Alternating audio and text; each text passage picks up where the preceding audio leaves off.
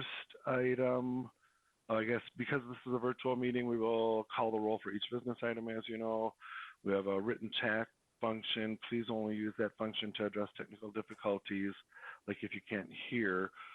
We should communicate with each other through speaking. This ensures that even people listening to the recording can hear all comments shared during the meeting. So if there's no questions on that, I will call this meeting to order, and we'll take attendance by roll call to ensure that we have a quorum. Michelle, please call the roll. Yes, Chair Lilligren. Atlas Ingebrigtsen. Here. Chambliss. Here. Cummings. Here. Johnson. Here. Lee. Here. Lilligren. Here. Lindstrom. Musse. Here. Vento. Here. Wolf. Here. Thank you. Thanks, Michelle. And we have a quorum. And the first item on our agenda is approval of the agenda. And if committee members have no changes or comments, we can consider that approved without a roll call, and we can move on to our business. Committee members, any changes?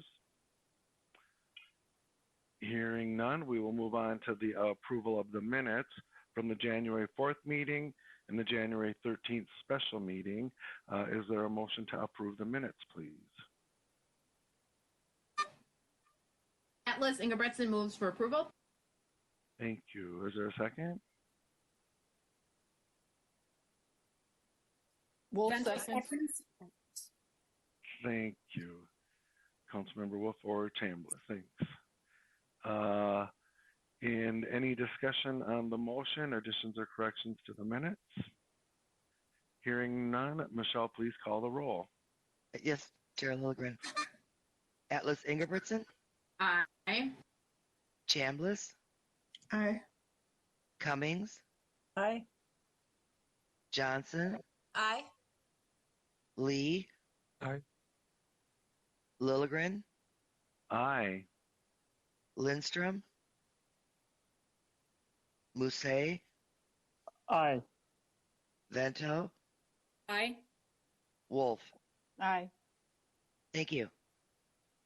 Thank you, Michelle. That item is adopted, and we have one item on the consent agenda. This is considered non-controversial, or it's a routine item that that is the City of St. Louis Park Historic Water Lake District Mixed-Use Comprehensive Plan. Is there a motion to approve, please? Johnson moves. Thank you. Is there a second? Second by Lee. Thank you, Councilmember Lee. Any discussion on the motion? Discussion? Hearing none, Michelle, please call the roll on that consent business item. Yes, Chair Lilligren. Atlas Ingebrigtsen. Aye. Chambliss. Aye. Cummings. Aye. Johnson. Aye. Lee. Aye. Lilligren. Aye. Musse. Aye. Vento. Aye. Wolf. Aye. Thank you. Thanks, Michelle. That item is adopted, and moving on to our non-consent business items. The first is item 2021-1. It's the Rice Creek North Regional Trail Master Plan Amendment. It's for Ramsey County, and that will be presented by Tracy Kinney. Ms. Kinney, welcome. Thank you, Chair. Committee members, can you hear me? Yes, we can. Great. Good afternoon. Good afternoon. Hi, my name is Tracy Kinney. I'm a senior planner in the Community Development Division's Regional Parks Unit. And today the item before you is Ramsey County's Rice Creek North Regional Trail Master Plan. Next slide, please. The Rice Creek North Regional Trail is located in the northwest part of the regional park system and in Ramsey County. The figure to your left and in the middle of the slide are figures 1 and 2 of your business item. The Ramsey County section of trail is 4.75 miles of trail that extends from the Rice Creek chain of a 14-mile trail corridor that extends from the Rice Creek chain of lakes regional park in Anoka County all the way to the Long Lake regional in Ramsey County. And in the image to your right, and this is also your business item. Next slide, please. The new master plan under consideration today guides the development and natural resources management of the trail and its corridor. The master plan is also proposing a significant boundary adjustment, increasing the trail corridor acreage from 792 acres to 2,400 acres. This boundary adjustment will not be considered as part of this request since it exceeds the minor boundary adjustment criteria in Chapter 5, Strategy 1 of the 2040 Regional Parks Policy Plan. Ramsey County should request the proposed boundary adjustment during the next Regional Parks Policy Plan update as part of a systems additions process currently estimated for 2024. The proposed acquisitions are publicly held properties, and these are listed to the left of you on this slide, and then also in the yellow areas in the image to the right. And then this image is also figure 4 of your business item. The next slide, please. So here's the development concept for the regional trail. The proposed improvements include enhanced trailheads, additional internal trails, improved water trail facilities, and unified features. Of note is a multi-season trailhead destination using an existing structure named Building 189. The master plan is also proposing more multi-use and cross-country ski trails and new off-road cycling and hiking trails, as well as improved canoeing and kayaking facilities. The public was involved in the development of this master plan through 2 engagement processes conducted in 2018 and 2019. Ramsey County conducted an equity analysis as part of this master plan that adds improvements to future engagement awareness efforts, such as translation services. Next slide, please. The total cost to implement this master plan, not including the proposed expansion, is $38 million for development and $233,000 for 3 years of natural resource management and $467,000 annually for operations. No council funding is associated with this approval of this master plan at this time.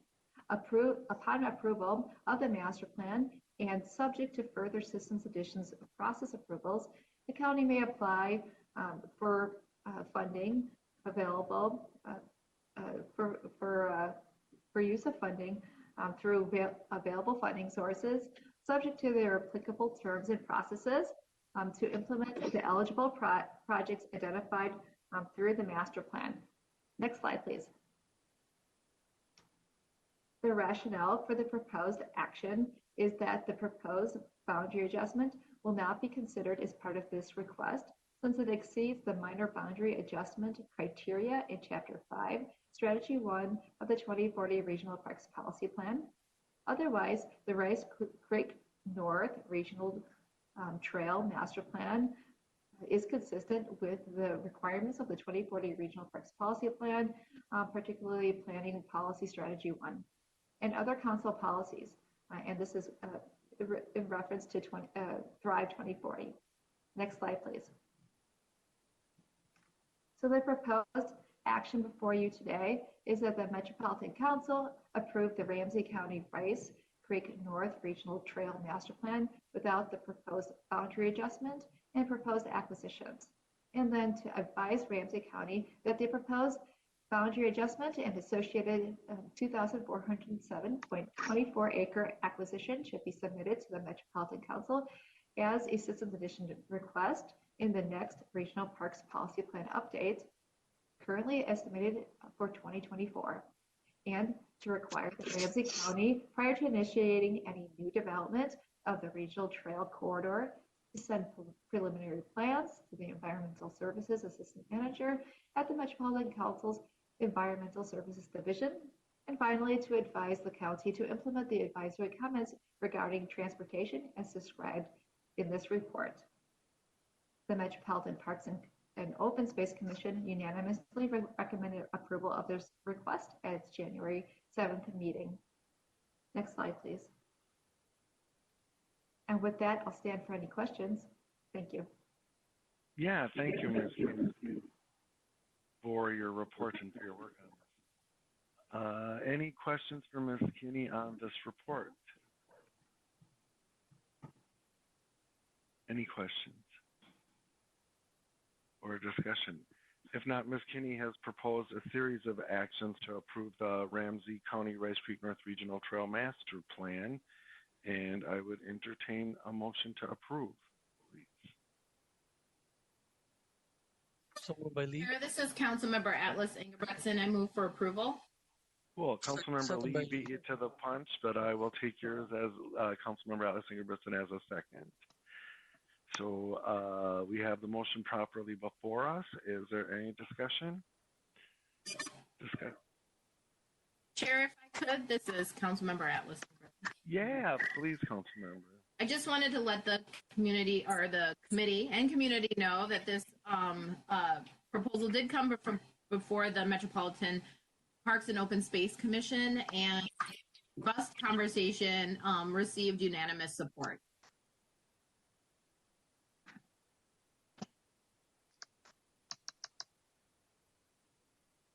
Thank you, Councilmember. I appreciate that. I appreciate your work on behalf of the council at MPOS.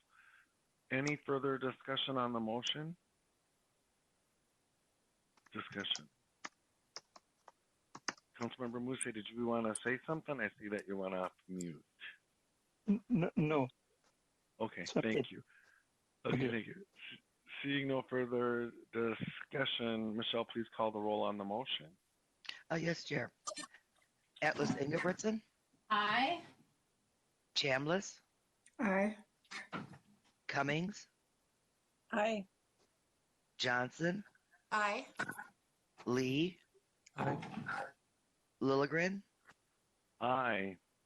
Musse, Aye. Vento, Aye. Wolf. Aye. Thank you. Thank you, Michelle. That motion is adopted, and we will move on to our next non-consent item, which is item 2021-2. It's the Regional Park System Competitive Equity Grant Program, the 2021 Notice of Funding Availability. And Jessica Lee is here to present. Welcome, Ms. Lee. Good afternoon, Chair and Council members. This is Jessica Lee. Can you hear me? Yes, we can. Great. So I'm presenting the business item 2021-2, Regional Park System Competitive Equity Grant Program, 2021 Notice of Funding Availability. Next slide, please. The 2040 Regional Parks Policy Plan commits the Council to develop a competitive equity grant program to strengthen equitable use of the regional park system and to enhance institutional capacity around equity work. In 2019, the Council established a pilot program that resulted in 3 equity projects: Dakota Homeland Interpretation along the Minnesota River Greenway Regional Trail, the Bede-Makaska Cloudman Memorial, and elements of the Wakan Teepee Center at Bruce Vento Nature Sanctuary. The pilot program was very competitive and illustrated the need for additional funding, especially for non-capital funding. The Council responded by authorizing $1.4 million in parks interest earnings for the 2021 Equity Grant Program. These funds may be used to fund operating costs, including programming and staff. Next slide, please.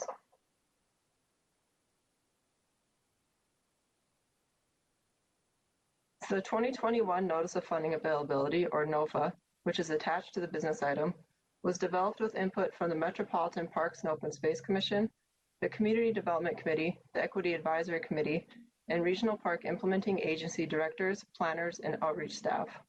The 2021 NOFA emphasizes partnership building, equity programming efforts, internal and interagency collaboration, and innovative accessibility projects to provide meaningful, rich experiences for users.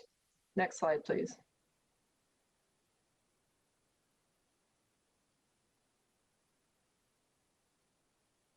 One more slide, please. Thank you. So this year we have just over $2 million available for the Equity Grant Program. $664,000 is available for capital projects, and $1.4 million is available from Parks interest earnings, which the Council has prioritized using for non-capital programming projects. Next slide, please. The Equity Grant Program is only available for the 10 regional park implementing agencies. Partnerships are strongly encouraged, but grant agreements must be with an implementing agency. Agencies must have or be working towards an ADA self-evaluation or transition plan. Agencies with plans that are more than 10 years old are encouraged to apply for $20,000 grant through the Equity Grant Program to update their plans. Next slide, please. This year, proposals must clearly articulate how the project will advance equitable use of the regional park system by addressing one or more of the following equity focus areas: race, ethnicity, income, ability, age, or national origin. Next slide, please. Here are some examples of possible projects. Collaborative efforts among multiple agencies are encouraged. This could be a system-wide marketing plan, system-wide signage, or a shared bike fleet or mobile classroom. Partnerships between an agency and the community are also encouraged. Agencies could propose to contract with a community organization or individual to identify or develop a capital project or equity programming. New equity programming efforts around outreach, education, marketing, communications, special events, translation and interpretation services, staff training, and hiring staff to develop new programs are all possible projects.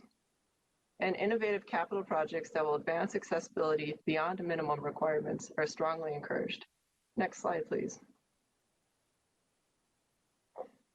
So again, we have $664,000 for capital projects. Agencies may apply for multiple capital projects, but may only receive up to $200,000 in capital funds. $1.4 million is available in Parks interest earnings.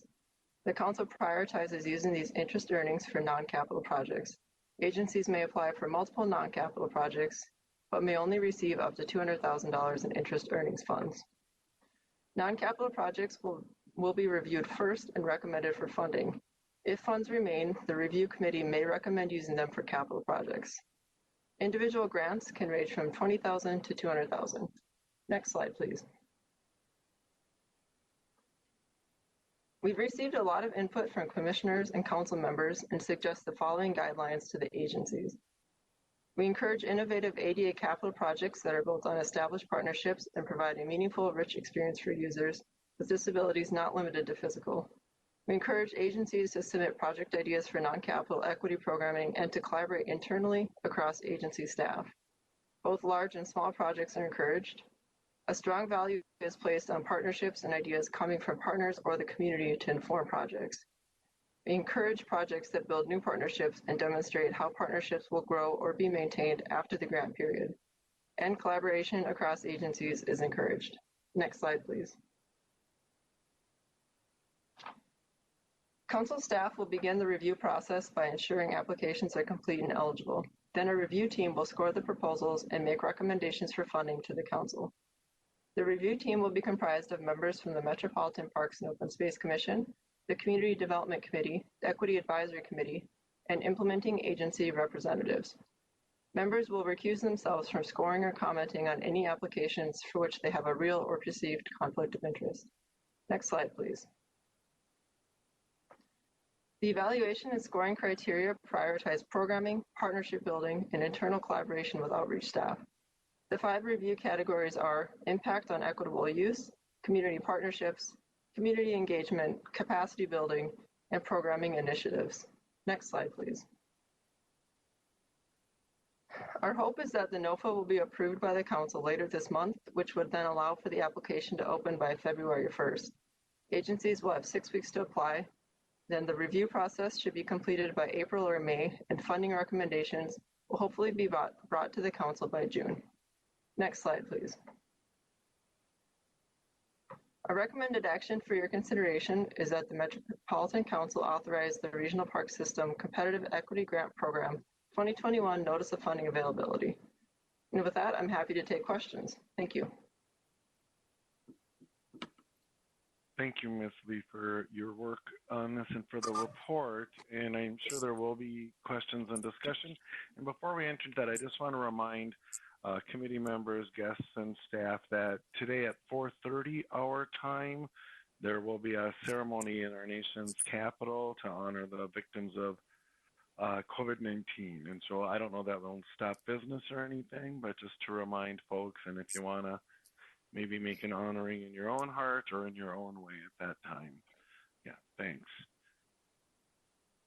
Discussion on this report, questions or discussion? Councilmember Atlas Ingebrigtsen. Thank you, Chair. I just wanted to thank the work of the staff and previous councils, council members, and our own council. I think many of you, if you recall back to our very first year when we started talking about what needed to happen in our parks at a regional level, one of the things many people talked about was the need for programming. If we all think back to our experience in what got us engaged in the outdoors or maybe prevented us from being in the outdoors is not having or having someone who brought you in and connected you to an activity or learning or an appreciation for the outdoors. So we often talk about the need for programming is the way that we connect people to the outdoors. It's not in a sidewalk that often does it. There are many barriers that keep people from connecting. However, much of the funding that is available to our regional park agencies is used for maintenance, conservation, or capital projects, building projects. And we haven't had a dedicated funding source that really pushed us to innovate in the area of programming. So this is an example of a lot of our conversations and what our previous council to us wanted to see come to life, but did not have the revenue opportunity available to them to do so. And we've been able to do that. So one, I think it is a major step forward for us. Of course, this is with full support, raving support of MPOSC. For them, one of the MPOSC members said, 6 years in the making, getting to the point of having dedicated funds around advancing equity in outreach and engagement and programming in our parks. And so I just want to earmark this occasion, I guess, and highlight what this means for us and for our regional partners. I have a question, but I wanted to just pause there in the event anyone had any questions related to what I just shared.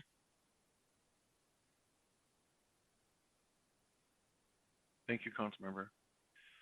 We'll come back to Jennifer. Any questions from council members on what Councilmember Atlas Ingebrigtsen just shared? Questions? Seeing none, Councilmember Atlas Ingebrigtsen. Thank you. So one of the things we have gotten around of some interests for different projects, and one question I have for staff is, what would happen if we got projects for the equity grant, but they, let's say they don't address one area of inequity or historic inequity in our parks. Let's say they only serve a specific age group, or they fail to address at all racial disparities. What would we do in that case? How would we avoid having a situation where that happens? Ms. Lee, is that a question that you can answer?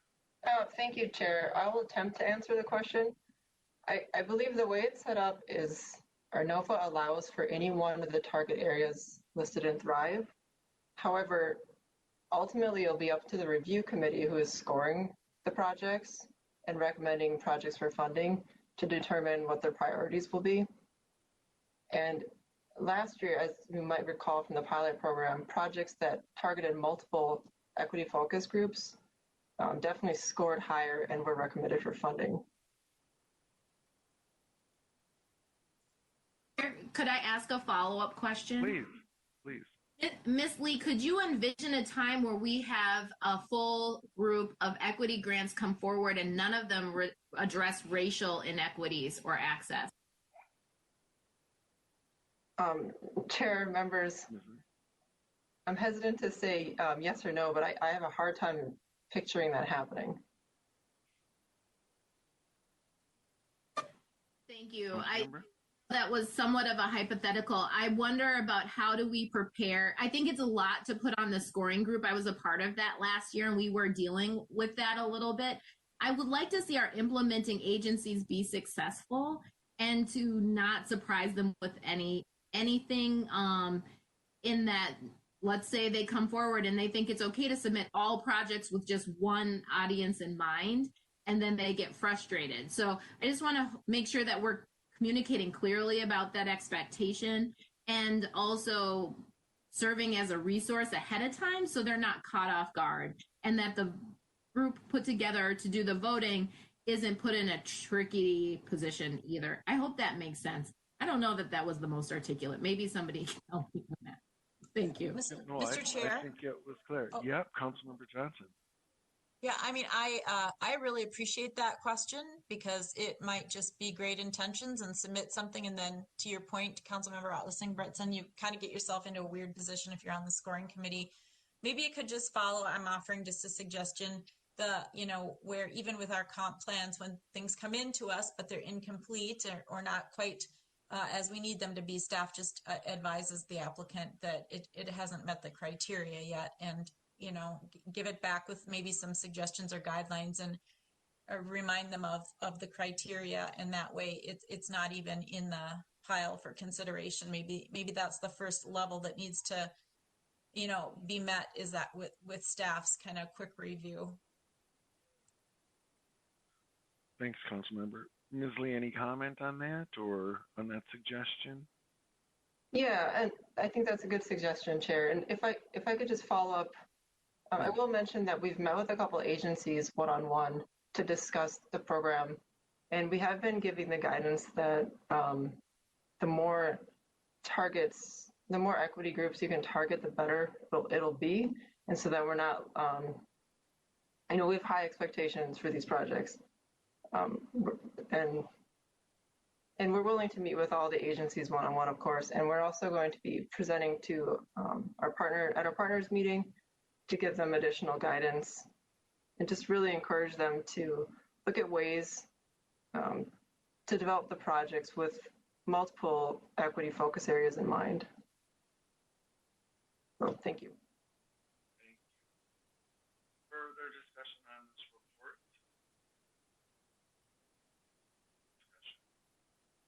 Robert, your mic's in the wrong spot again. Oh, sorry about that. Sorry. Thanks. Further discussion on the report. I really want to just lift up what Councilmember Atlas Ingebrigtsen said and commend you, Ms. Lee, and the other park staff on really listening to what the council was saying. I think this is just really a good example of how our conversations then can be distilled by staff into sort of actionable items. And so I look forward to seeing what these programming dollars yield in project applications. So if there are no further questions or discussions on the report, Ms. Lee has recommended an action that the Metropolitan Council authorize the Regional Park System Competitive Equity Grant Program 2021 Notice of Funding Availability, and I would entertain a motion to approve, please. Chambliss makes a motion to approve. Thank you. Atlas Ingebrigtsen. Thank you, Councilmember. Discussion on the motion? Discussion. Hearing. Oh, did someone have something to say? Okay. Hearing no discussion, Michelle, please call the roll. Yes, Chair Lilligren. Atlas Ingebrigtsen. Aye. Chambliss. Aye. Cummings. Aye. Johnson. Aye. Lee. Aye. Lilligren. Aye. Musse. Aye. Vento. Aye. Wolf. Aye. Thank you. Thank you, Michelle. That item is adopted, and we will move on to our information item for the evening. That's the 2021 Livable Communities Act program criteria discussion.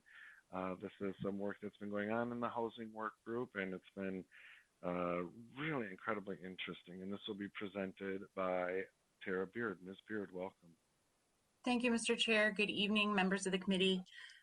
As introduced, I am Tara Beard. I manage the Livable Communities unit in the Community Development Division. And I know folks are pretty familiar with me at this point, as we've been having a lot of conversations lately about the LCA criteria. Next slide, please. So today is the third in 3 conversations before coming before you to recommend approval of scoring and other program criteria for the 2021 round of LCA programs. Today specifically, we're going to check in on that timeline. That is always good to ground ourselves with. And then return to some equity-specific scoring criteria that I brought before you at our last conversation on December 21st, and just raise a couple more points for discussion and offer a little bit more opportunity to kind of process and discuss that criteria.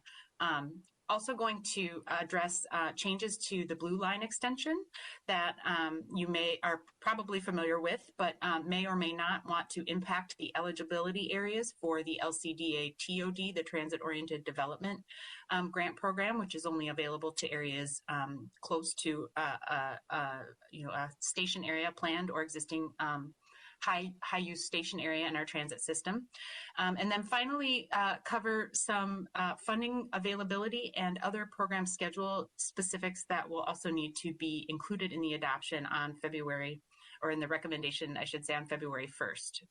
So hopefully we'll have this conversation today. I'll be able to tie up any loose ends or questions or changes that we discussed today and bring forward recommended program and funding criteria on the first for the committee to consider forwarding on to the council. Next slide. So here we have that timeline for our discussions. You've been there along the way, starting in November with higher level criteria.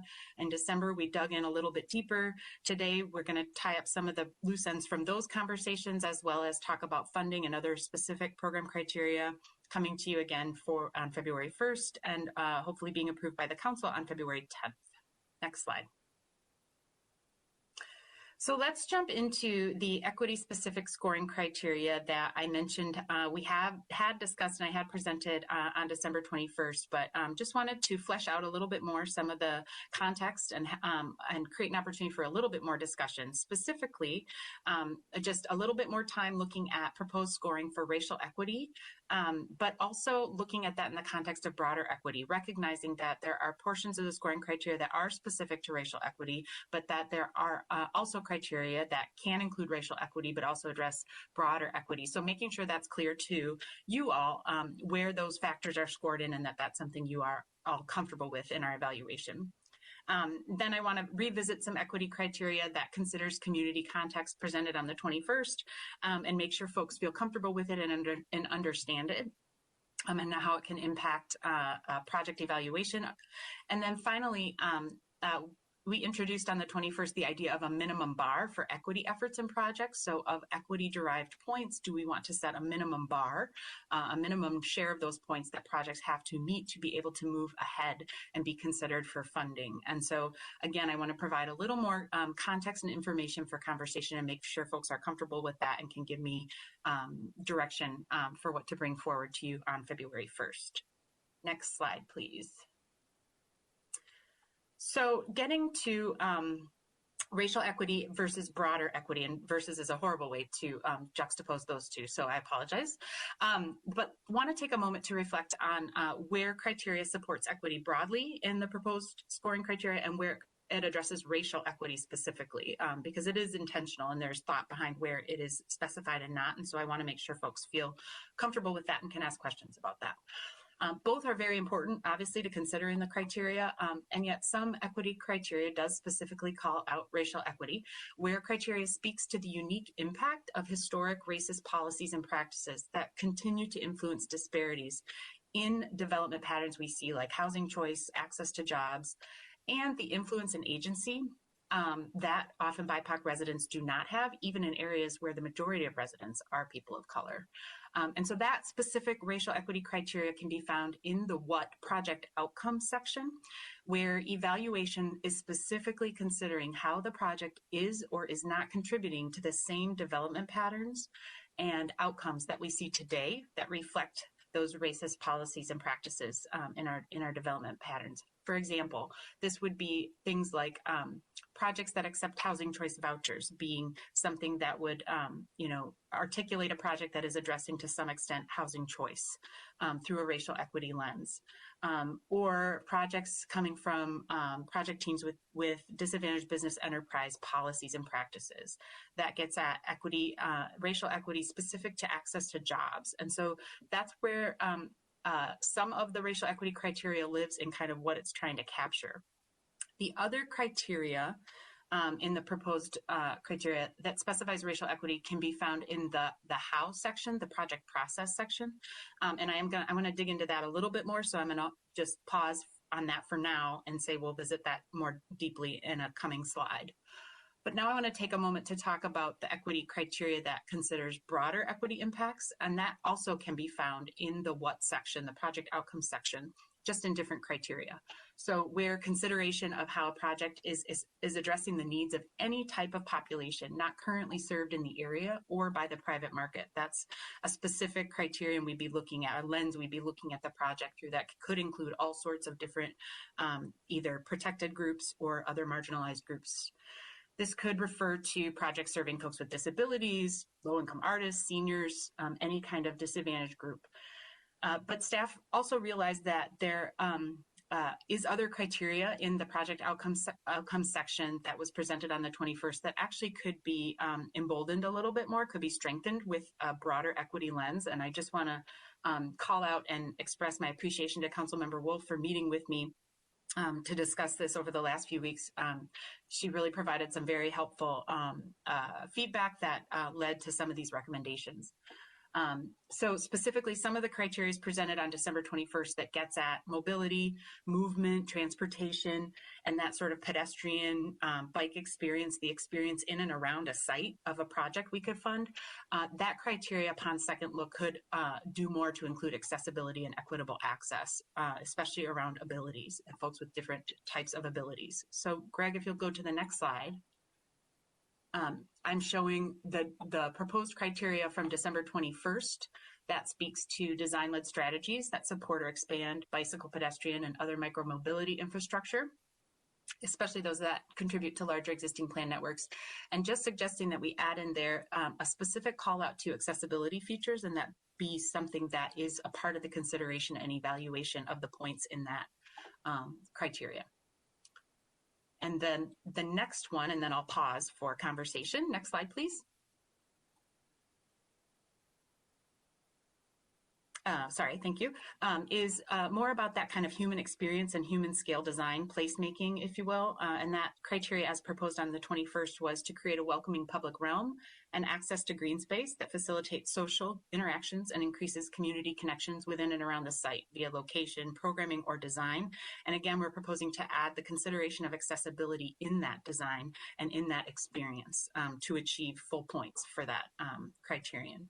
So I'll stop here and see if there's any questions or reactions to these proposed changes and the conversation in general about calling out racial equity and criteria that addresses equity broadly. Thank you, Ms. Beard. Questions, comments, observations? Councilmember Chambliss. Please, Councilmember. I can't see you all, so please just speak up. Councilmember Chambliss. Okay, thank you for the introduction, Tara, and your work on these proposed changes, and Councilmember Wolf for following up and looking at consideration of accessibility to enhance this. I think it's really important when we have this opportunity to impact policy that, we've gone through all of the steps in terms of engaging our constituents and community organizations and reviewing, the source, our statutory goals. with regard to the racial equity goals, I think it's really important that not only do we do the who and the what, but we focus on follow-up to ensure that we have quality as we move forward with these changes. You know, evaluation is really important for improvement. It impacts accountability going forward, and it also provides an opportunity for learning. And with that evaluation, I think it's really important to have measurable goals, which I know that is part of the reason why we updated the criteria so that the goals that we have are measurable. And in order to do that, we need to be capturing racially disaggregated data, which I know the organization is in the process of figuring out a better way to do that. And that would also be a part of the evaluation follow-up, and also it should be a part of the assessment of the applications. Thank you. Thank you, Councilmember. Further discussion, Councilmember Atlas Ingebrigtsen. Thank you, Chair. I am struggling a little bit with how we're talking about equity consistently across our work, and in this area in particular. And one of the things, and I don't know if it's because of the example that was used but it's something that I've seen happen throughout our work, and I don't want to downplay the importance of engagement or input, but engagement and input do not equal a redress of systemic inequity. And so on our website, we define equity as recognizing institutional and systematic barriers and creating access and opportunities. And so I think this is getting a little bit towards what maybe Councilmember Chambliss's comments are, but what that speaks to is clear, measurable understanding of the barriers and clear, measurable understanding of the metric we're looking for when success is accomplished, right? And so what I don't want us to continue to conflate is the relationship between input and engagement and an output of increased equity. And I think it's such a challenge for many, but because we use the word equity, implying that we have it. But really what we're saying is we are working to address historic inequities. That's what we're actually doing. Our hope is that we increase equity as a result of it, but we really are looking to solve for those issues. So I don't think that this conversation can happen all today in this time frame. So I'm happy to have conversations outside of this time to continue and to be a thought partner in this. But I think for me, we need to get to those really clear metrics that we are identifying, that we can make sure our communities can understand without question, that we're talking about right now. And maybe we can't get out every single historical inequity as it relates to community development there is, but we certainly should be able to get to the ones that we feel are to be prioritized, or that we feel we have the ability to affect the most significantly right now. So maybe that's an invitation to conversation or something more. If I missed something, I'm happy. Please. Thank you, Councilmember. Ms. Beer, did you want to comment at this point, or just want us to go on with more dialogue? Thank you, Mr. Chair. Council members, I really value and appreciate so much your thoughts. There's a lot of great thought there to talk about, and a lot I want to share about kind of our evaluation goals for the future.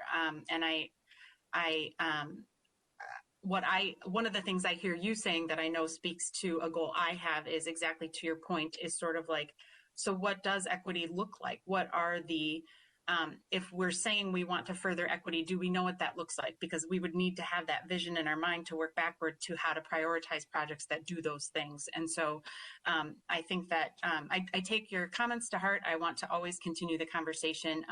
I do want to ask if there's anything specific about this criteria that you would like me to look into or consider changing before February, before our next conversation. If it would be great to have clarity if this is an invitation to an ongoing conversation or a direct request that I make or look into some change before our next meeting. That would be really helpful. Thank you. Councilmember Atlas Ingebrigtsen.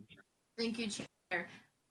Yeah, I'm happy to talk further. It is something that I don't want to see this can kick down the road any longer. When we started 2 years ago, the response was, well, we need to define equity. And the thing is that inequities are not something for us to define. They're well documented. So the question is a matter of us picking what are the metrics and measures we're going to follow that we think is going to get us the best result on addressing those inequities. And so what I would say is that, whatever you need from me, and I would go out on a limb to say several of our colleagues on this committee would be willing to as well do what we need to get that to happen sooner rather than later. But I think that that's really an important thing and this, Ms. Baird, I want to make sure this is not a message to you uniquely. I hope that this is coming through clear, and I hope that, I encourage my colleagues to pipe in if they agree. This is a message to everybody. We have to stop saying we need to define what equity means and what inequity means. We have folks here who are some of the smartest in the country doing this work. I 100% believe there's tons of research out there about how historic inequities persist in housing, in transportation, in investment. I know I work in that part of that field myself. So I guess I just want to, what do we need to do? What power do you need? What wind in your sails do you require for us to utilize that knowledge we have? Where's the roadblock?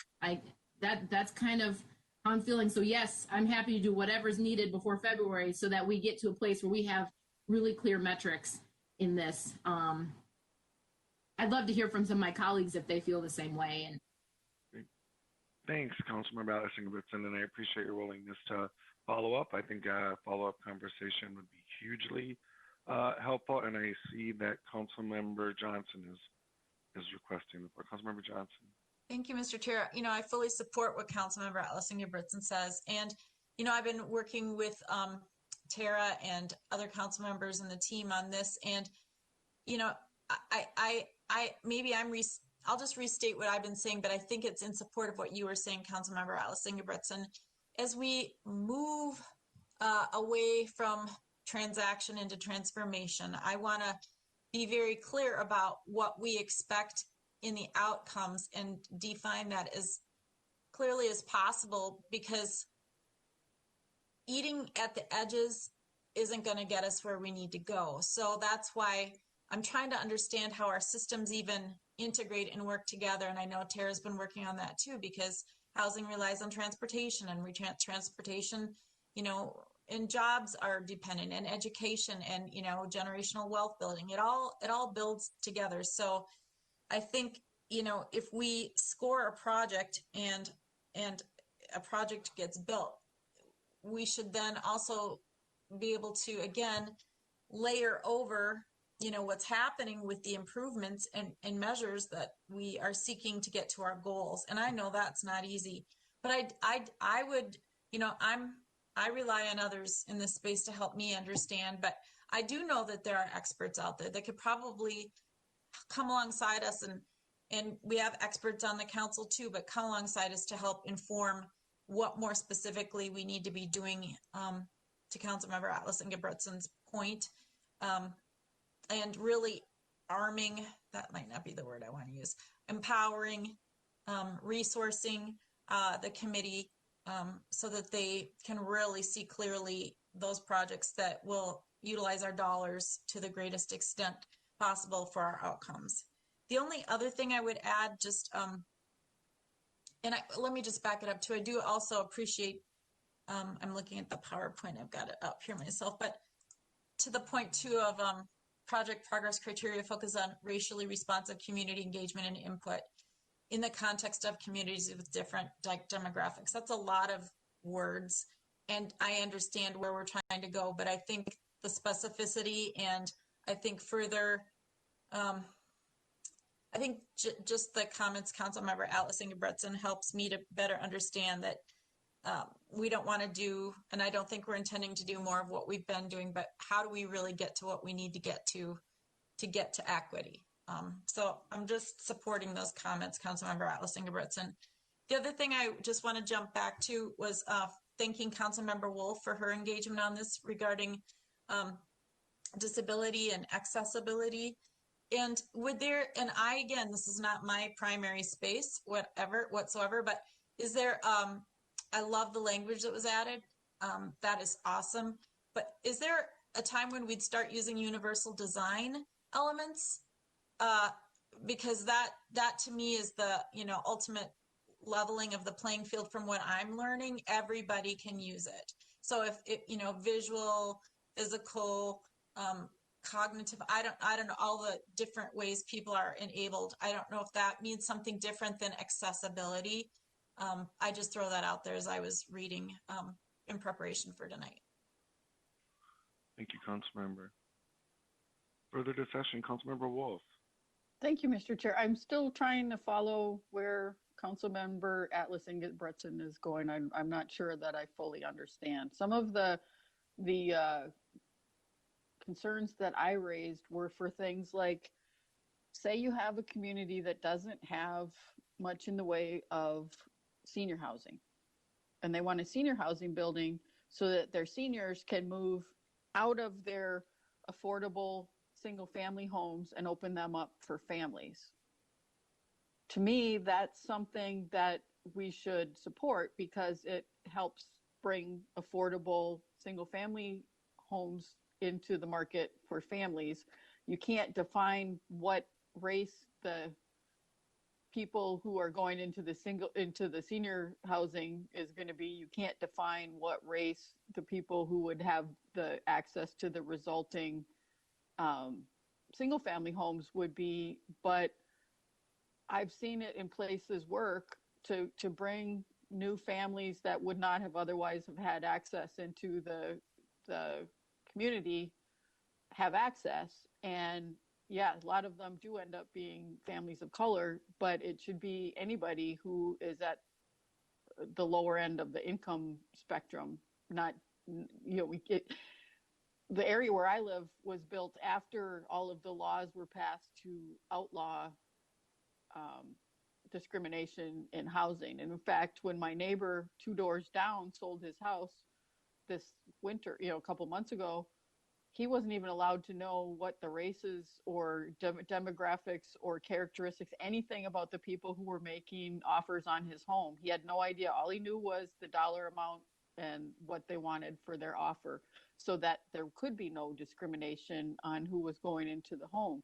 So the whole thing with the racial covenants and everything doesn't necessarily travel out to all of the rest of the metro in terms of historic discrimination, in the same way that you would have, like in North Minneapolis, with the city putting all of the affordable housing in North Minneapolis, where Dakota County has been intentionally spreading theirs out throughout the county for the last 30 years.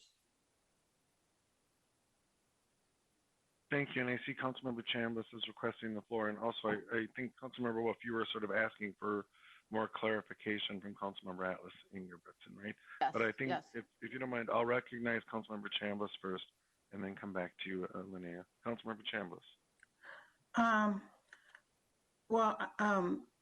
The question that Wendy was asking about,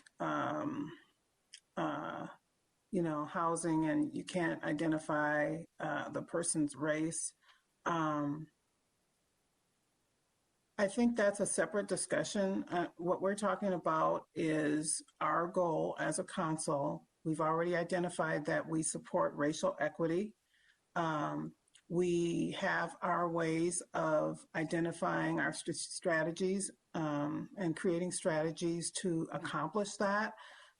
So, the conversations about what it means can happen. We've had committee of the whole meetings for that, and I think that's the appropriate place to continue that discussion so we can have that continued dialogue and have the learning that I was talking about before when we talk about evaluation.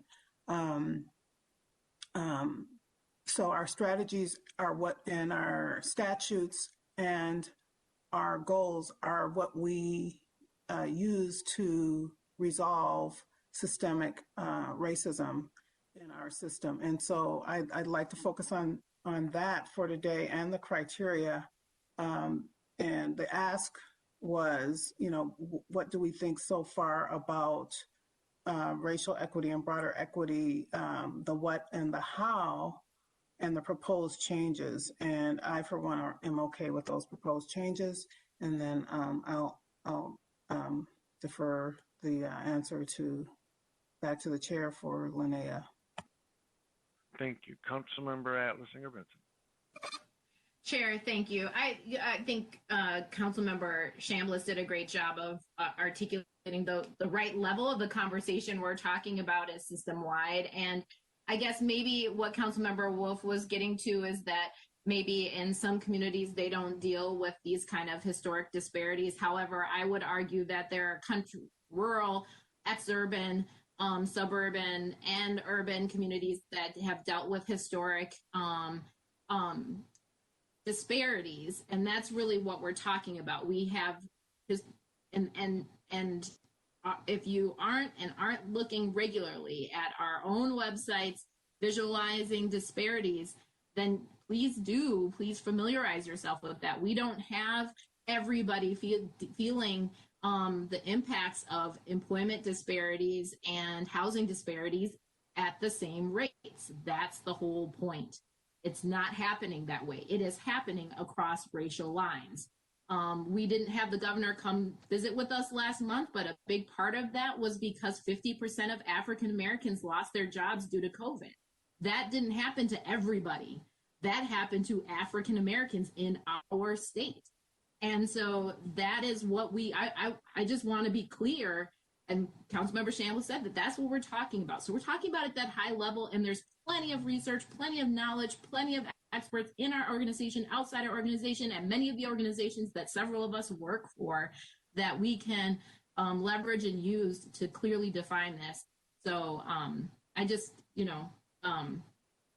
so I agree that that's a conversation. If there's confusion around us addressing disparities, which are based on race in our region, mostly, then that conversation should be happening at our committee, the whole, or council whole, or in our equity learning that we're all participating in.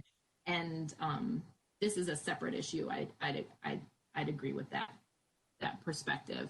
So, and Tara, I just invite conversation. You let me know what and how and when. I'm at your disposal. Thank you. Councilmember Wolf.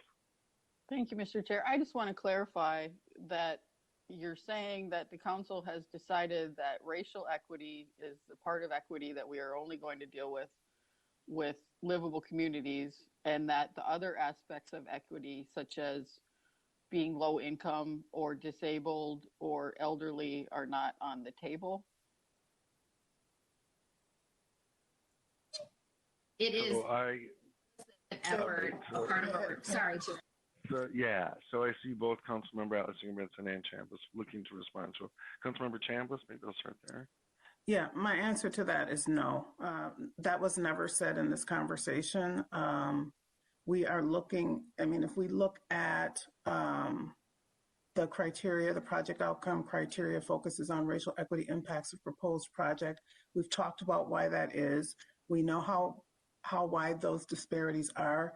It does not mean that we are not looking at other criteria that is needed for our communities. Thank you, Councilmember. And that's my understanding as well. And I think I really want to thank you, Councilmember Wolf, for lifting up the accessibility issues I'm really supportive of the language change there as well. And so do we need more clarifying here, council members, or are we ready to move on? I will note we have about 45 minutes left before we have to end this meeting. And I know that Ms. Wolf is looking for more input. And my thanks, Councilmember Atlas Ingebrigtsen, for your willingness to meet one-on-one. Further discussion, or okay, I see Councilmember Wolf, then Councilmember Chambliss. And maybe the answer is that I talked offline with Councilmember Chambliss and Councilmember Atlas Ingebrigtsen, but half of the people who are in poverty are white, because we have so many white people. Even though it's a smaller percentage of the population, half of the people that we have in poverty are white. And I don't want to put all of our scoring on LCDA on just racial equity. I think that leaves out some other parts. If you had a project that is 100% for disabled people, but they don't do anything specifically for racial equity, they would not be eligible for any funding under livable communities. That's just one example under what is proposed for the scoring structure. And Councilmember Chambliss. Yeah, on page 4, equity-specific scoring criteria of the presentation, the first bullet, scoring for racial equity and broader criteria. And an example was given about the proposed criteria change to be broadened and expanded, supporting pedestrian, bicycle, and other micromobility infrastructure, et cetera, that we've just gone through. And it was also expanded to include accessibility features. So there's, throughout this presentation, it's talking about all forms of equity. Thank you, Councilmember. Further discussion here? This is Councilmember Muse. With my respect to all, great conversations here. Let's just, it's not secret that we have one of the worst disparity in the nation when it comes to the people of color and whites. And here in Minnesota, if we want to really be serious about this, we have to call it what it is, and we have to really systematically be brave and address this issue. I support, eliminating all inequities, but here we do know in Minnesota, we have one of the worst racial disparity and economic disparity in the nation. Thank you, Councilmember Muse. Further discussion, Councilmember Lee. Thank you, Mr. Chair. I think at any level of conversation, we have to really reckon with our history as a nation, and a lot of the historical structures have been oppressive towards people of color. When the GI Bill came about, it was supposed to be meant for all returning GIs post-war to buy a house. But we know that a lot of, as it was executed at the local level, between local mayors and realtors and real estate corporations and property owners, it mainly benefited white GIs, not black and brown GIs. And that single fact, that single transaction of buying a house, owning a house, and giving it down to your descendants as a wealth building vehicle is a single, one of the most single powerful acts of financial wealth building and legacy that you could pass on. It wasn't white businesses that were firebombed out of Tulsa, Oklahoma to be forced to move to Chicago. It was black businesses. And when we look at the historical issues and structures that have prevented a lot of black and brown folks from economic advance, it has been systems that were built to do what they do. And we are reckoning with it right now as a nation. Thank you. Thank you, Councilmember. Further discussion here? Further discussion. Thanks, Councilmember Atlas Ingebrigtsen, for being here. I understand that you have to leave out early, so good luck with your later meeting, and we'll turn back to you, Ms. Beard. And just note that we have about 40 minutes left in this space.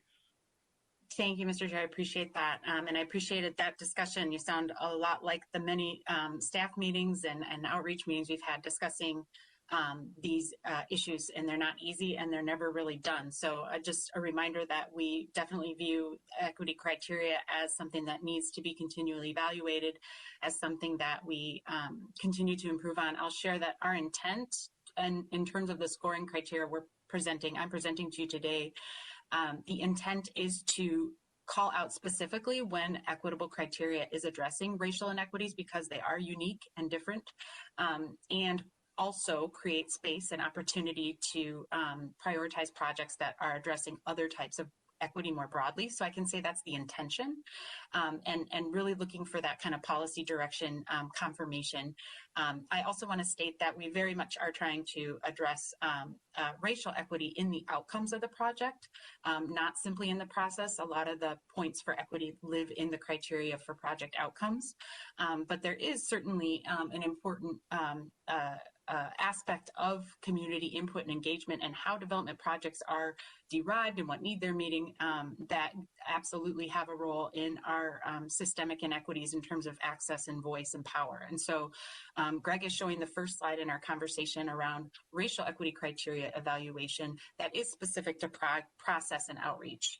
And the work we did this year was to really get at feedback we received from a lot of communities that felt like often outreach criteria specifically, when it prioritized outreach for folks of color or BIPOC communities or communities often underrepresented, made a lot of communities broader out in the region that do not have a lot of racial diversity feel like they were not sure how they could compete or add points or address equity. And so we spent a lot of time in the housing work group, in meetings with Metro Cities and participants and amongst ourselves, kind of talking about how do we create opportunities for projects to score well because they are either inclusive of and listening to and responsive to and centering on folks underrepresented and folks often most impacted but least powerful in a project process, when there are a lot of residents that are in that group.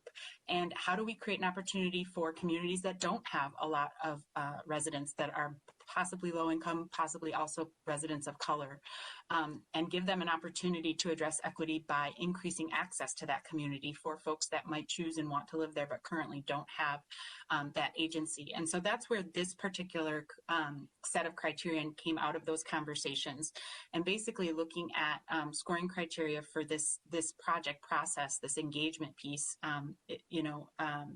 as a spectrum.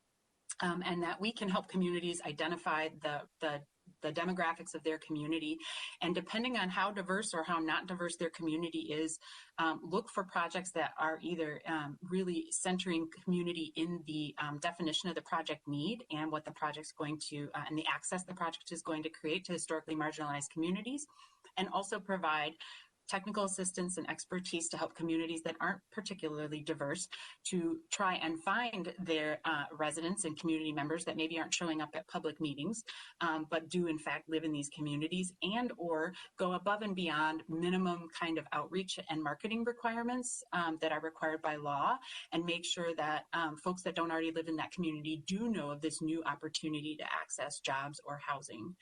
It also is going to look at whether or not communities that are not terribly diverse are doing more than just within one project, because we know, right, that one development can't make an inclusive community. So another way that a community or an applicant could score points would be, what other efforts are you making as a fairly homogenous community to be more diverse, to be more inclusive, to be a place where folks of all different kind of backgrounds and races can feel comfortable. And so that's the intent behind this criteria, and it is centered in the engagement kind of conversation, but is certainly not the only place where racial equity criteria is. So I'll stop there and see if there's any feedback on that. This is the same slide as I showed you on the 21st, but I just felt like we didn't get enough time to kind of get into it. Thanks, Ms. Beard. Discussion on that, and please just speak up. I can't see all of it. Councilmember Chambliss, no feedback. I think that was a good recap.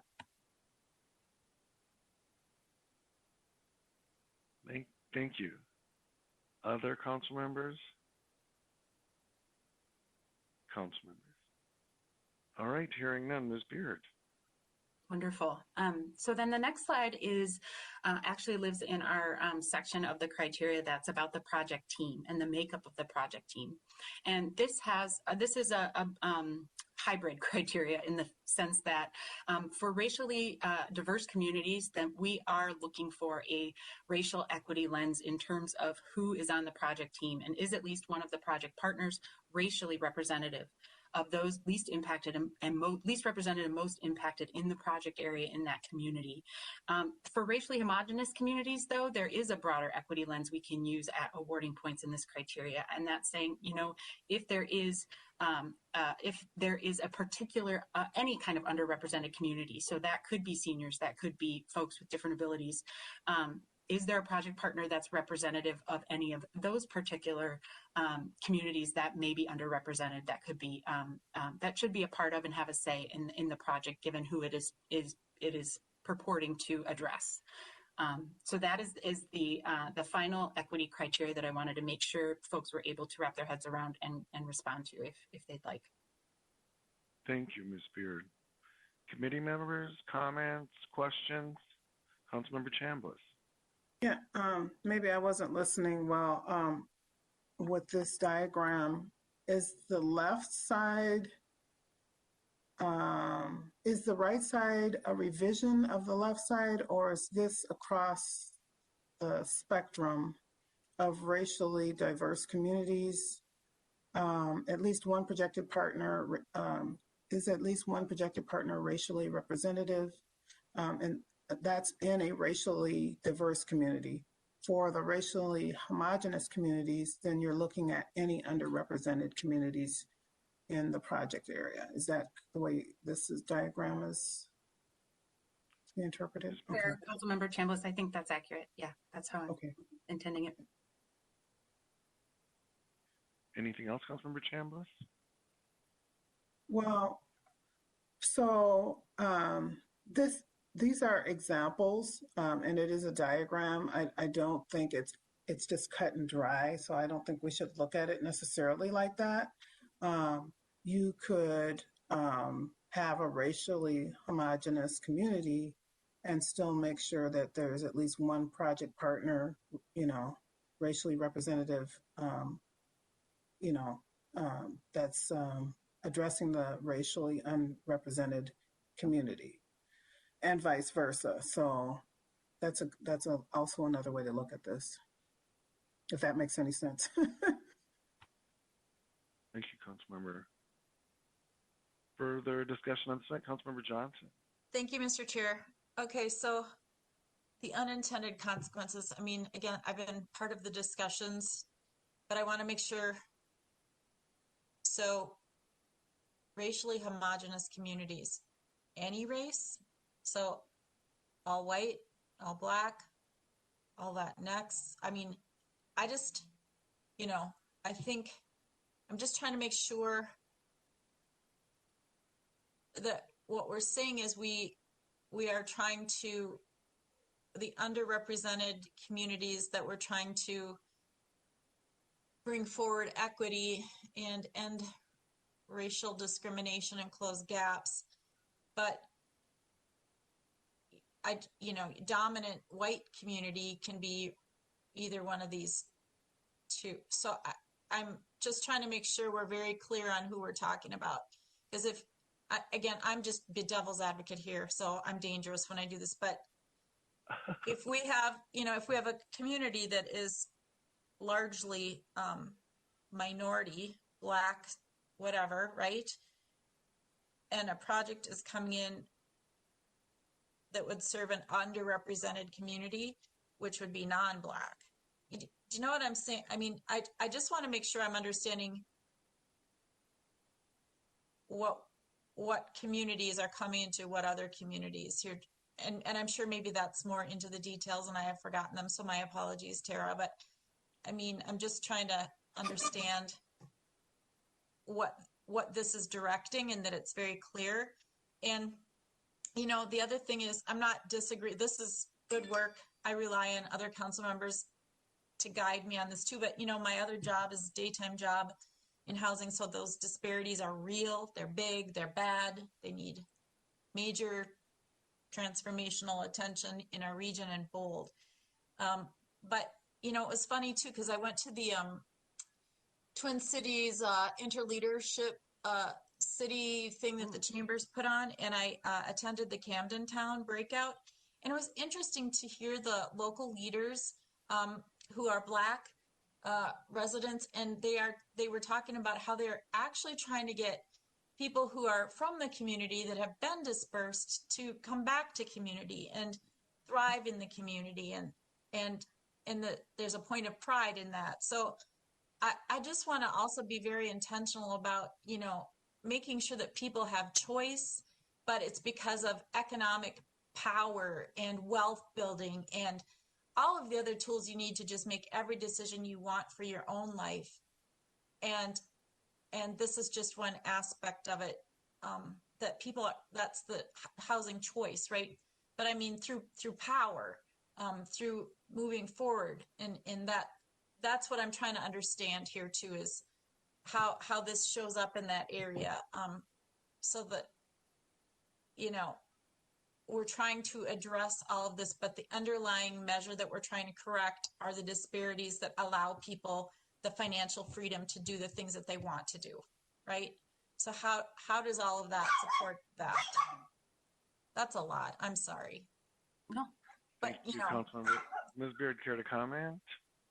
Sure. Thank you, Mr. Chair. Councilmember Johnson, that's fantastic feedback. I really appreciate it. And it allows me to clarify the intention. So the intention here is to say that unless you are a dominantly white community, right? And we have suburban communities in the metro that are upwards of 97% white. You know, if you, as long as you aren't one of those communities, you know, we need to see that you made an attempt to bring folks of color to the table, and that there is some representation of those least represented and most impacted, which even if there aren't a huge share of people of color in your community, are certainly there and certainly could be brought into the project process, right?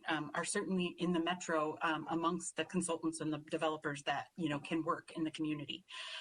But and then the other spectrum being, if you are one of these communities that's, you know, 90%, upwards of 90% white, it is allowing and recognizing that currently our development community, our project partners, especially those of color, which there aren't enough of, but are often working in communities of color, which is wonderful, and allowing that predominantly white communities that may not have the same interest from the development community or the partnership community, but can look toward a broader equity goal to sort of address that least represented. But I really welcome this feedback. I don't know that this is the right way to go about that at all. I think the primary intention of this was to say, we don't want to fund projects where you are bringing something that impacts the communities that are least represented and most impacted without having representation on your project team. And that's the core of this criteria and what we're trying to get at. But what we also wanted to respond to was communities telling us, we don't know that we have access to that. We don't know that we have those development partners at our disposal, and we don't know that we can get that, that here. And so, you know, this is responding to very different perspectives from a lot of different communities and looking for kind of a criterion that gets at a spectrum of capacity and ability to address equity and or racial equity. So that's the intent. But this feedback is really, really helpful, and I'm open to you know, a better way of getting at that intent. Mr. Chair, if I can follow up, thank you, Tara. And I know that because I've been in the meetings. I think what I'm trying to address, and you've mentioned it, we're talking about dominant white communities. So when we say racially homogenous communities, in my mind, I'm thinking dominant white communities because I've been in all the meetings. I just think we need to be state what we're stating and make sure that that's what we're stating. Because if that's what we mean, I mean, you know, racially homogenous communities can mean a lot of things. So what are we solving for, and how are we saying that we're solving for it? I'm not trying to be problematic here. I'm just trying to be clear. That's all. Chair, may I comment? Yeah, please, Councilmember Chambliss. Yeah, I think you know, the presentation is good. Maybe underlining representative on this for future reference would get to what the intent is.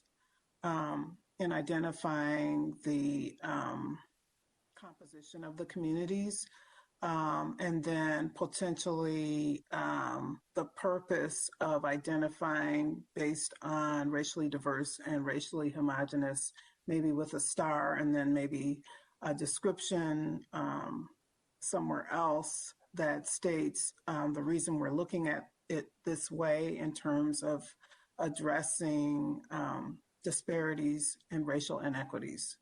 And the approach in this particular case, in this particular slide, which is not intended to address everything, but focusing in on representation. Thank you, Councilmember. Further discussion on this? Chair, this is Councilmember Muse. Can we also Yeah, include to language representation, say, multilingual, bicultural, because that's also another form of diversity and inclusion. Thank you, Councilmember. Mr. Chair, one more thing. Yeah, Councilmember Johnson. Okay, I'm really dangerous because I'm taking notes and thinking very actively right now. This is so good. It's great work, you guys. But to Councilmember Wolf's point earlier, so on the left of the slide, would that mean that could we swap out at least one project partner that could represent perhaps not racially, but also differently abled communities? Is that part of this too, or is this more of an attempt at getting at just the racial disparities and working on that? Or could you be in a neighborhood where you're coming in and your least represented group of people are people with disabilities? So that development would need to have a project partner with somebody from that community who could, can you swap that out, or is this just on the racial equity piece? Ms. Beard, do you have a response? And Mr. Chair, Councilmember Johnson, the way it's designed as it is that if you are a racially diverse community, you are kind of going to be looked at through a racial equity lens in terms of the representation of your project team. If you are a predominantly white community, then you could potentially achieve those points by representation from any underrepresented community in the project area that's relevant to the project. So that could be youth, that could be seniors, that could be folks with different abilities. It's inclusive of the broader equity definition. It's simply saying that communities with a, any kind of sizable share of diverse racial makeup in that community needs to address that in their project project team representation and first, basically. Thank you. Further discussion on this point? I will note we have 20 minutes left in this phase. We got to get going. And so the calendar kind of wasn't working on our side this cycle, and so I don't know, Ms. Beard, I know you have a lot to get through. Right? We're not going to get through it in 20 minutes, and right. This feedback is just also good, and I know that's what you're seeking. So just to kind of put that out there, I'm sure you're already thinking of alternative approaches to this call. So Ms. Beard. Mr. Chair, I appreciate that. Yes, I am. So there is one more slide, next slide, on equity, and I do think we should address it. But I think that we should also allow ourselves to not necessarily come to consensus today, and it maybe is a continued conversation. But I wanted to revisit the idea of establishing a minimum equity-derived score to move on to step 2 in the LCDA and TOD programs. And what staff brought to you on December 21st was a minimum of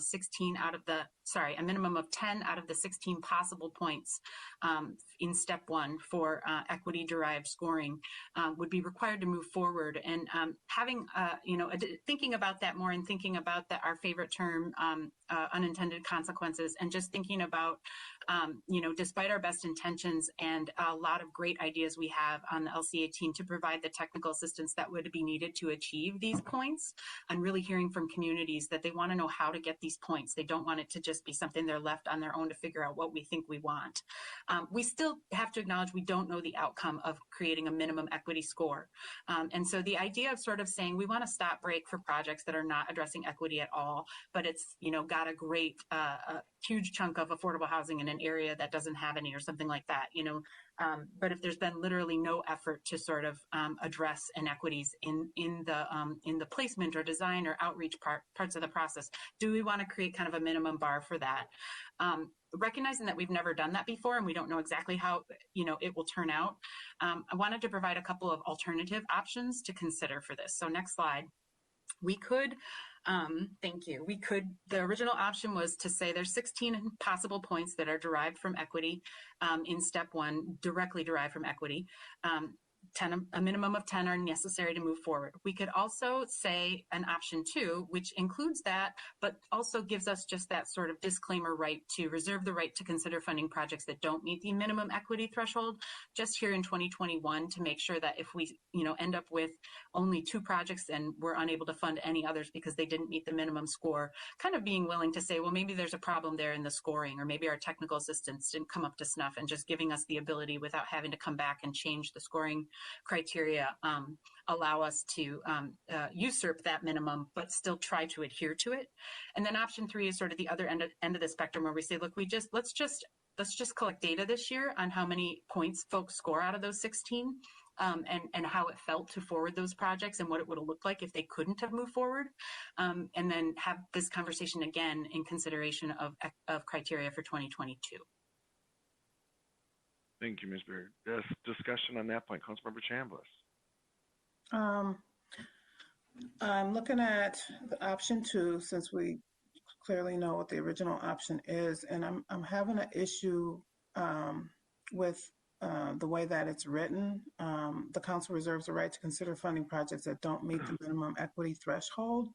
If we don't make it a requirement to meet the equity threshold, I think this gives an out, and it's just kind of causing a weaker foundation in the criteria. So I would not put that in there, and certainly not option 3. So I'm good with the original option and feel very strongly that that's okay.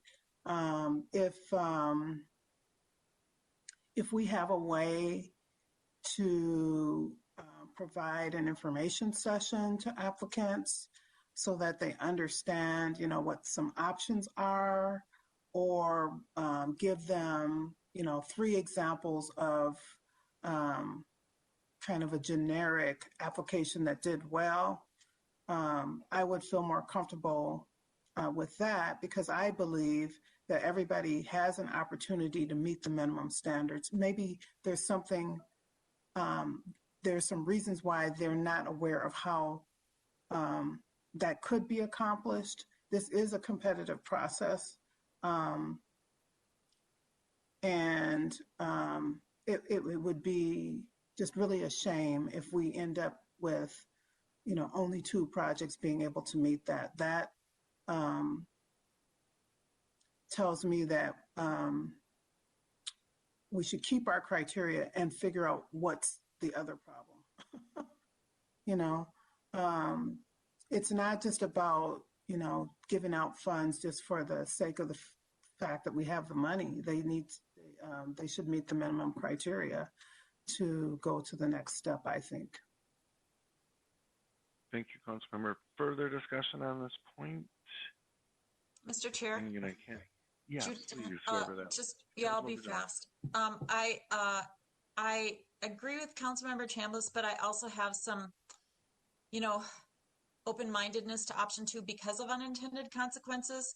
I mean, I'm sure all of us have looked at projects that were moving forward and finally coming to us for approvals or recommendation to the full council for approval.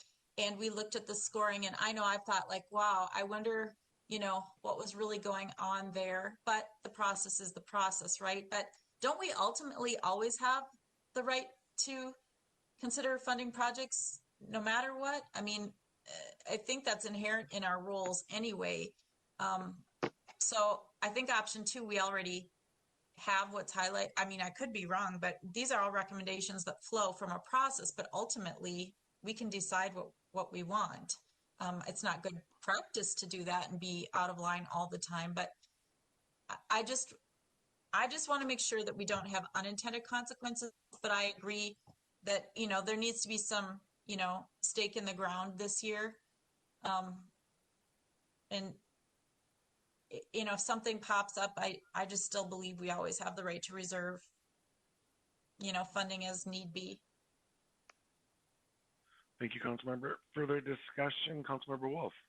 Thank you, Mr. Chair. I respectfully disagree with Councilmember Johnson. In the past, we have not allowed projects that don't meet a minimum threshold to get through. And when we've made major changes to the criteria, we have frequently had a hold harmless clause in there, similar to what is in option 2 or even option 3, so as not to have the unintended consequence of zeroing out what would otherwise be good projects because of some wrinkle in the rules. It makes it a lot more transparent and fair to say that we would consider not using that threshold, because in the past, if you didn't meet a threshold, you did not get approved. No matter how much money there was, you did not get approved. Thank you, Councilmember. Further discussion. Further discussion on this point? This is Councilmember Muse. Yeah, please, Councilmember. I know, I'll be very quick. So my only concern is if we, consider option 2, that folks may get encouraged to propose projects that may not meet minimum, equity standards. So that's really my only fear. So how can we really encourage folks to apply, but also be firm and make sure that we get an equity outcome out of this? Thank you, Councilmember. This is Councilmember Chambliss. I have my hand up. Yeah, please, Councilmember Chambliss. I'm not sure I understand what Councilmember Muse exactly was saying. So maybe he should clarify, but I think to not have confusion, we should just keep it at the original option. I appreciate being presented with, the other options, but I think we're pretty much all on the same page for the most part in terms of having a minimum score. I mean, I think just having the original option is fine. For the first run of this, we should keep that minimum score. And if we need to evaluate after the first run, then we can do that. Thank you, Councilmember. And Councilmember Muse, did you want to clarify your earlier remarks, please? I actually, my earlier, point was not that different from Hiva. What I'm trying to say was, let's just make sure a way to make sure that we get, we only approve project that meets, minimum equity threshold. So because with this highlighted yellow, I was just worried if we do that, if we do option 2, we may end up with projects that may not meet the, minimum standards. Does that clarify? It did for me. Did that for you, Riva? Yes, thank you. Well, thank you, council members. And I guess here's my 2 cents, Tara, that I think it was Councilmember Johnson that something about a stake in the ground, and I think we do need to make a statement. So for me, option 3 is the sort of deferring a decision that I think we can make this year and still be gathering data, right, on what kind of applications we get. Option 2, I feel like you put the stake in the ground and then pull it back out again or something, and it seems kind of weak sauce, I guess, and that if we were gonna put in some kind of contingency number, that we should be clear about that, and if X amount of, not just say we reserve the right, but if X amount of projects, if we only receive X amount of projects that meet this minimum score, then, it would be sort of a waterfall or something. And I'm not suggesting we do that, but I think the language as it stands in option 2 right now is just, it takes the teeth out of any kind of minimum scoring requirement. And I guess if we stay with the original option, we'll learn, right? Can we work with communities and projects so that they can meet the minimum of 10? And if there aren't enough projects that can move on from step 1 to step 2, there are things we can do, right? We can reprogram funds and things like that. And so as these options are laid out before us right now, I would say the original would be where my interests would lie. I'd be most supportive of that. If we were going to go with some kind of escape route, like option 2, that it would need to be specific. It couldn't just be sort of so open-ended. Thanks. Other discussion from council members? Mr. Chair, this is Councilmember Wolf. Yeah, Councilmember Wolf, please. Thank you. I would just point out that there could be people that get the full 16 points. That's still going to put them ahead in the rankings for funding. My concern is that you could have a great project that has a lot of equity in it that's not racial equity, or that doesn't quite meet the threshold. Maybe they get 9, but it was a great project that we couldn't fund because of having a number minimum in a year when we've never tried this before. But it sounds like the rest of you would rather that project not get funded. Thank you, Councilmember. Mr. Chair. And did someone's hand just go up? I'm sorry. Judy, thank you. Yeah, Councilmember. Councilmember Wolf, I hear you loud and clear. I am struggling. And to your point, I know there's not enough money. Let's acknowledge that, or we could solve all of this. If there were equity, and we didn't have racist history, we wouldn't be here. But I worry about what Councilmember Wolf is saying, because her intentions are very good. There are going to be good projects out there. I for one, as a housing advocate, worry that good projects that can't get to 30 AMI on projects won't get enough scoring. So anything higher than 30 AMI is going to start missing out on funding, as well, as the focus is really going towards the greatest need. I get it. I just know that, I know Tara and our group has also been trying to make sure that communities across the metro have access to these funds. So, that's why I think what Tara is offering is that we really do try to give other communities the resources they need to be able to compete in these categories. But I hear you, Councilmember Wolf. I do. I guess, the proof will be in the pudding when we see what comes through on the first round and we learn, and nothing is set in stone. But until we get going, we don't know where we'll end up either. So I'm not really saying anything other than I think your point is really well taken, Councilmember Wolf. Thank you, Councilmember. Further discussion on this point? Councilmember Vento. Yeah, Mr. Chair, thank you. I do share Councilmember Wolf's concern as well. I don't know what the answer is, but I think it's a very legitimate point. And I just wanted to be on the record as having said that. Thanks. Mr. Chair, can I offer something? Please, Ms. Beard.